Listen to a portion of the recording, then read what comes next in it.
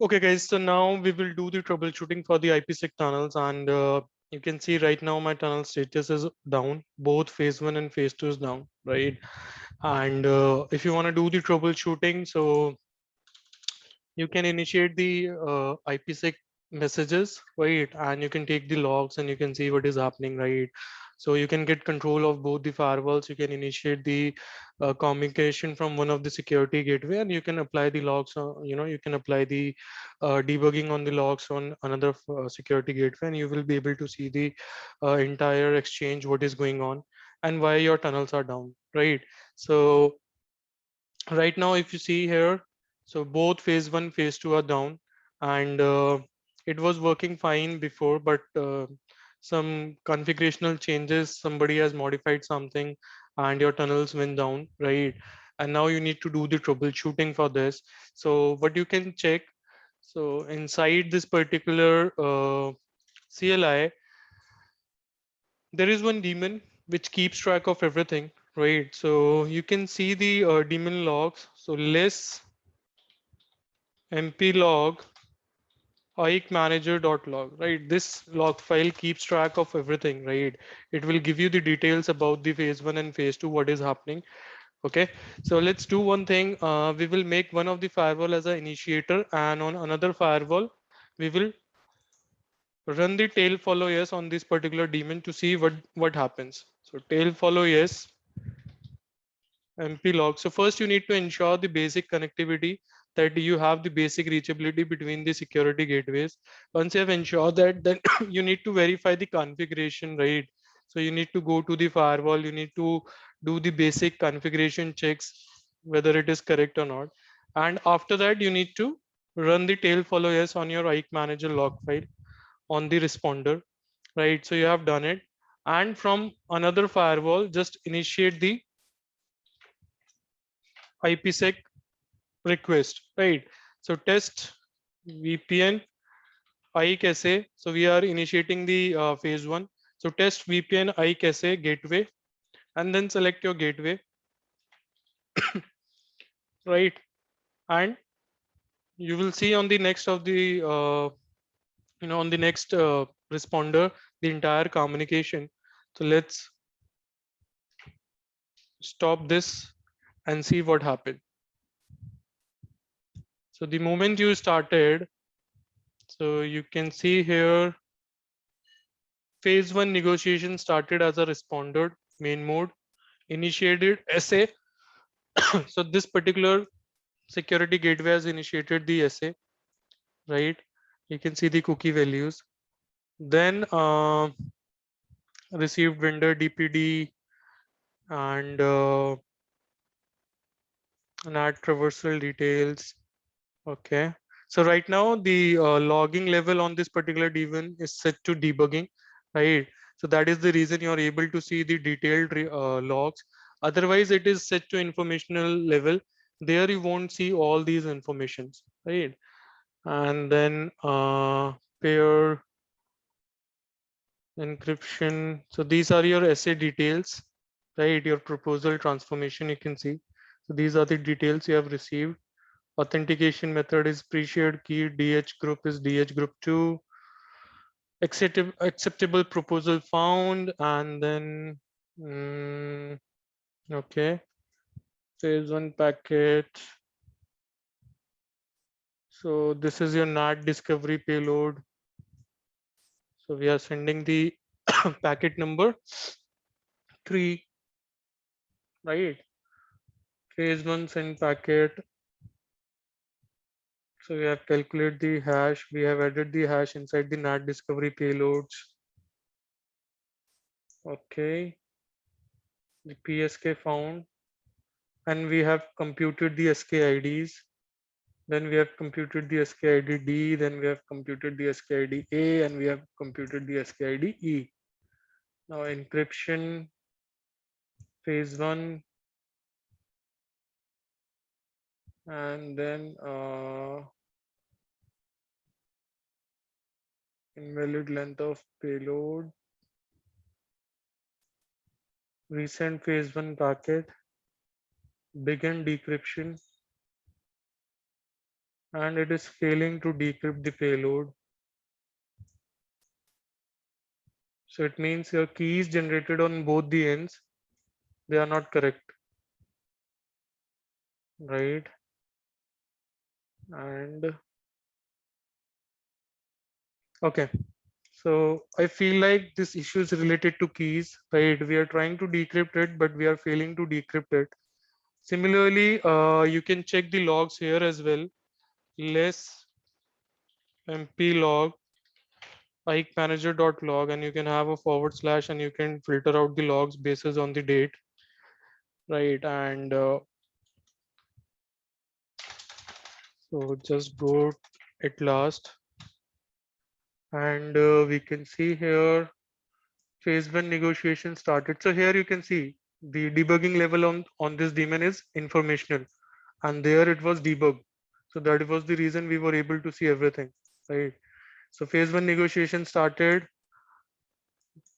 then NAT D verified, NAT not detected, packet is retransmitted from this to this. Phase one negotiation failed, right? Now it is failing out due to timeout, right? So what could be the reason for the timeout? And here we can see that we were unable to decrypt the packets, right?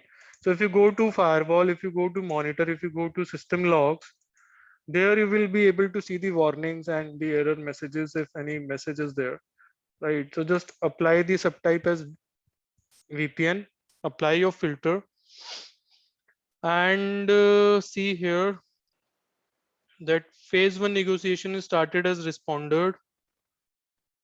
Phase one negotiation is failed likely due to pre-shared key mismatch, right?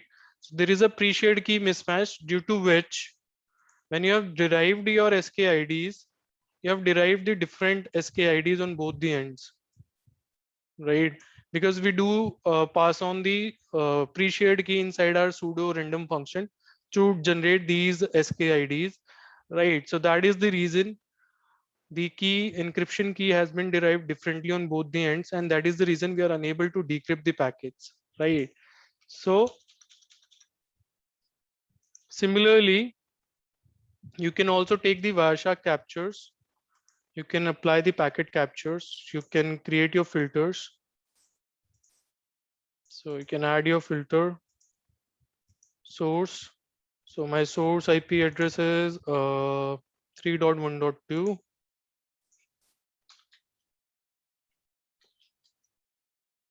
My destination is 3.1.1. My destination port 500, protocol 17, right? And then add second filter. So by doing this, we will be able to see the IKE messages, and we will be able to see the communication. So turn on your filters, add your receive,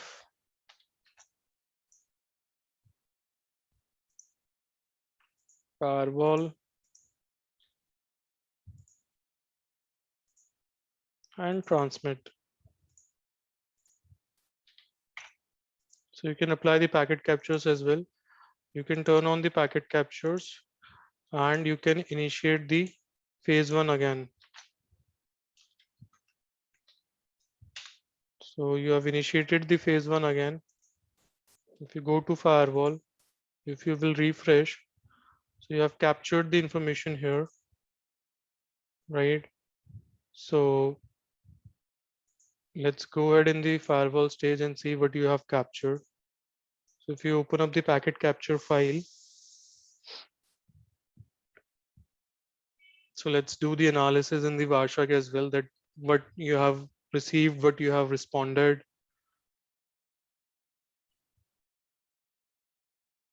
Okay, so we have received the IPSEC M packet, right?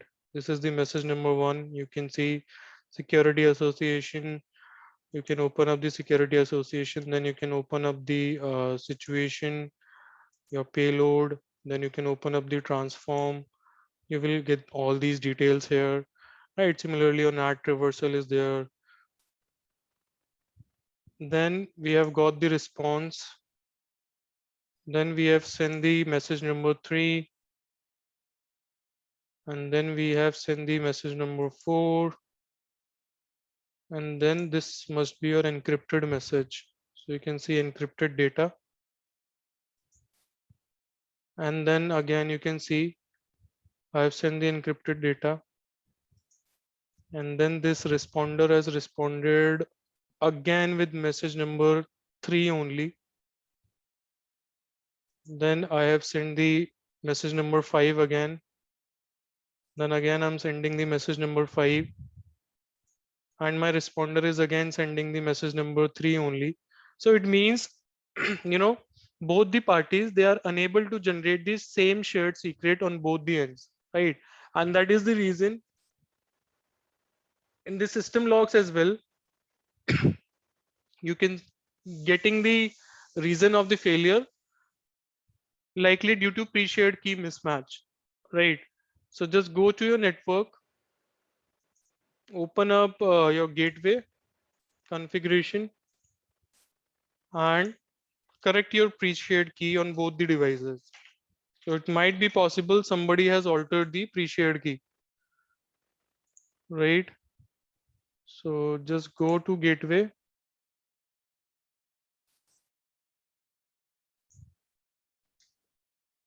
and just correct the pre-shared key. So commit the change,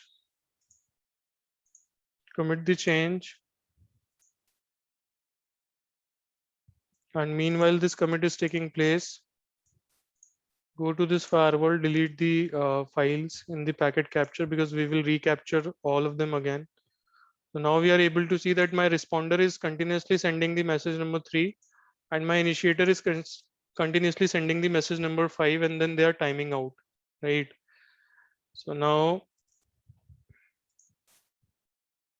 after this commit, we will do the test again, and then we will see whether our tunnel is coming up or not, right? So ikemanager.log file is really handy. This daemon runs in the management plane, so you can see the log file inside the mp-log, right? Then we have another manager, that is your another daemon, that is your key manager, which installs your key information in the databases. So that also runs inside the management plane only. It takes care of your SPIs and key, less mp-log key manager.log, right? And you can see this. So it takes care of your keys. It installs it inside your databases. So your SPI inserted by IPSEC responder, right?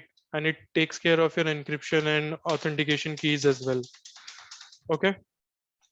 Similarly, we have another daemon, which is tunnel D, and it takes care of your VPN related functions in the data plane, right? Because initially the packet is being received by the data plane. So we have a tunnel D daemon which is running in the data plane to handle these site to site related functionalities, right? So right now this is the VM. So again, you will be able to see the log file inside the mp log only, but inside the physical boxes where you have a dedicated data plane, there you will be able to see this tunnel d.log file inside the dp-log. So tunnel d.log, and you can see it takes care of the VPN related functionalities, right? So it is running inside the data plane. It helps to allocate the buffers and do the processing, right? And you can see received key delete from this, received key update from this, tunnel India. This is deactivated due to key modify, and it keeps all these functionalities, right? It keeps track of your tunnel related functionalities, right? So you can see the log files here as well. But the main file which is important is Ike Manager, because that is going to give you the details about the phase 1, phase 2, or if we talk about the Ike V2, so that is going to give you the details about the SANet and the Ike auth messages, right? So now let's go back, and I think my commit is successful. Yeah. So my commit is successful on both the devices. I have modified the key. Now let's do one thing again. Run tail follow yes mplog ikemanager.log and initiate, right? So initiate your ike essay, and here you will see. So this time your phase one succeeded. So if you see here, phase one negotiation started as responded main mode, begin. Then we have done the processing, right? And this time we were able to encrypt and decrypt the packets, and these SKIDs, whatever we have computed now, this is same. These are same on both the ends, right? And we are able to open up the packets, and we are able to send the packet. And after that, your main mode negotiation phase one is completed. Okay. So if you go to firewall now, if you go to network, if you go to IPsec tunnels, you will see your phase one is up, right? Now to bring up your phase two, so what do you need to do? You need to initiate IPsec essay, or you can initiate the traffic. Your phase two will also become up. Tunnel, and just select the tunnel and enter, and you will see your phase two will also come up, right? Now let's take the packet capture in the working scenario, and if you're going to verify the system logs as well. So now you will see your phase one started, phase one succeeded, right? So phase one negotiation started as initiator, then succeeded as initiator, then phase two negotiation is started, right? Phase two negotiation is succeeded, and then we have installed the keys, right? This is the SPI details, and we have installed the keys inside our database. Similarly, now let's try to take the packet capture in the working scenario and see what happens. So run this command again, because it will bring up the phase one and phase two all together. So refresh, and you have captured the data. Turn off the captures, download any particular file, open it up inside the Wireshark, and okay, your phase one was already up, so we have only captured the quick mode packets, right? And then this is the informational related packets. So your phase one was successful. So when you have run that particular command, so only phase two got rekeyed. So let's do one thing. Let's delete these files again, and let's test with the phase one first, so that we can capture phase one and then phase two. So phase one, refresh, right? Then download this. So you will be able to see the phase one packets, right? Main mode. So first message number one, you can open it up, ISAC, right? Internet Security Association and Key Management Protocol. You can open up the Security Association payload, then you can open up the payload proposal, then you can open up the transform payload, and here you will be able to see the details of your encryption authentication method, a hash algorithm, your DH group, right? Your NAT traversal support. Then in message number two, you will see the acceptance to this, right? And then in message number three, you will be able to see the public key. So this is the public key. Then nonce value, then your NAT discovery payload. So this is the hash of the source IP and source port. Similarly, this is your destination socket hash. Then in message number four, you will be able to see the public key of the peer two and these hash values. And if they match, it means if they are matching with these hash values, it means none of the devices behind the NATing device. Then we have this particular message number five. So we are sending the identity protection identity. And if you see now data is encrypted, right? So these last 5 and 6 messages, they are encrypted. You won't be able to see anything inside it. Similarly, following phase 1, you will start your phase 2, and then you will be able to see your quick mode messages, these messages, right? And they all are encrypted. I'm going to upload one document where you will get insight about these messages, and you will be able to see all of the information in detail, right? Here, if you see your initiator SPI, initiator cookie, and your responder cookie is 0. And then when you get the message from the responder, so it has the value, right? So these are the packet captures which you can take, and you can see what is going on with your firewall, right? Why your phase 1 negotiation is failing or phase 2 negotiation is failing, and you can troubleshoot the problems. Okay. I hope this makes sense now. And system logs, you can verify the system logs.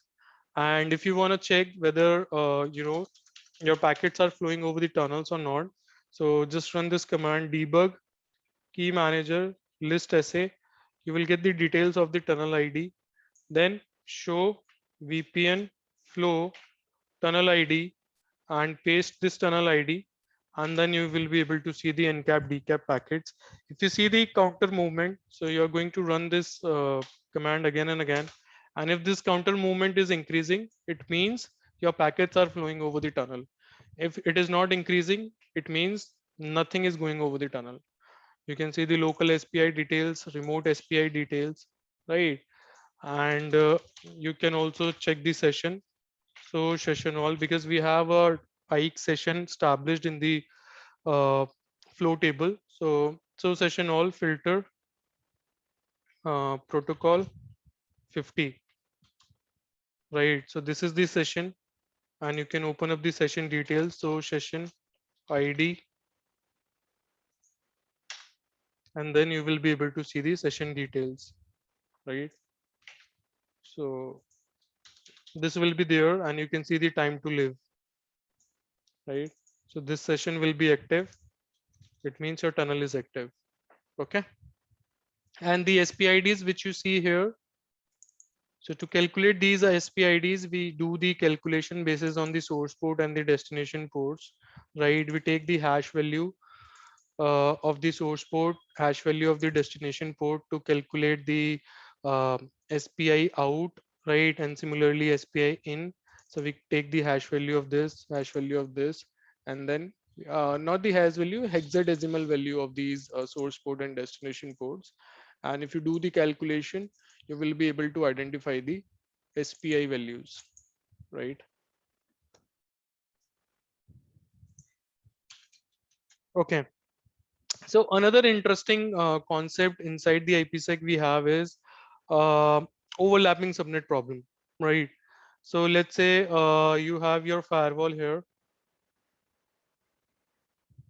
I think there is some sort of problem. Okay.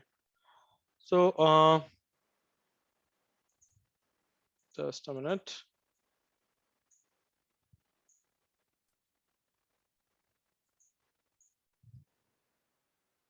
Okay. So the common problem we face inside the IPsec tunnel is your overlapping subnet problem, right? So let's say this is your Palo Alto firewall. This is the internet.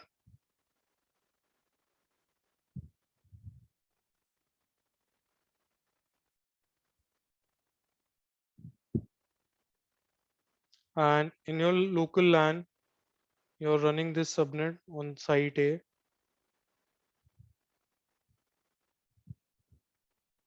And similarly here in your local LAN, you're running this particular subnet here.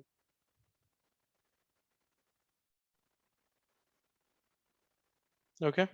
You have established the tunnel, but now if any PC sitting here would like to communicate with this server sitting here, initiates any request, the request is not reaching to the destination server. Reason being that when you do ping, let's say you're from this PC, the IP is 1.1 and this PC is having IP 1.2. So let's say you are trying to initiate ping to 192.168.1.2. Now what your PC does, it will do the bitwise AND with the subnet mask, and your subnet mask is 255 dot 255 dot 255 dot 0, right? And you will get the network ID of your destination IP. So if you do the bitwise AND, you will get this, right? This is the network ID of your destination IP. Now your PC will come to know, oh, this belongs to the same broadcast domain. I'm also part of this broadcast domain. So at this point of time, your PC will not forward this packet to the gateway. That is this interface. This is your gateway. So if you want to communicate with another broadcast domain, you need to send the packet to your gateway. So now what your PC will do, your PC will try to get the ARP entry of this machine. So it will broadcast the ARP request. And let's say you have another machine in your network which is having this IP, and this machine is going to reply the ARP packet. It will say that this is my ARP entry, right? And your PC will prepare the packet and it will send the ICMP echo request to this particular PC, right? And now you are getting the response from this particular PC instead of this particular server, right? So similarly, let's say if you want to connect to on port 80 service, if port 80 is not running on this particular machine, you will not get anything. Your request will time out because port 80 service is running on this server, and your traffic should go over the tunnel ideally, but it is not going because on both the sites, on site A and on site B, you have overlapping subnet problem, right? Now to overcome this problem, what you need to do, from site A, you need to have a different subnet for site B. I mean, it will be like this. If you are seeing from site A perspective, so site B subnet should look different. So you should initiate the request on a different mapped IP. So let's say now you are initiating your ping request onto this particular mapped IP. So your packet will come to the gateway now, because when you do the bitwise AND, the network ID for the destination will come out to be 2.0, and this is not belongs to this particular net broadcast domain. So your PC will forward this request to the gateway. Now gateway, you must have configured the routing, and your routing says that if your traffic is going to this particular destination subnet, send it over the tunnel, right? So you will send it over the tunnel. So now over tunnel, your packet, your original datagram looks like this. Source IP 192.168.1.1 and destination IP is 2.2, right? And your source port and destination port. It will be received by this particular firewall. Now this firewall will drop this packet. Why? Because this 2.0 subnet doesn't exist anywhere, and you do the forwarding lookup in the slow path, you won't be able to find out any egress interface, and this firewall will drop it. So here we need to add a pseudo route. And your pseudo route says that for this destination subnet, my egress interface is this Ethernet 1/2, right? So now after doing this, this firewall will do the NAT evaluation, and where we have configured the destination NAT. So this address will be translated. So 2.2 IP will be translated to original IP of the server, right? And your request will be forwarded to this particular server here. Now, when your server is preparing the response, see the source IP. Now, source IP is still 192.168.1.1. Now, this belongs to the same subnet broadcast domain. So your response will not come. Now, by configuring the destination route or destination NAT on this firewall and adding the pseudo route and adding the route here, you're able to send the packet towards this server, but your response are not going back.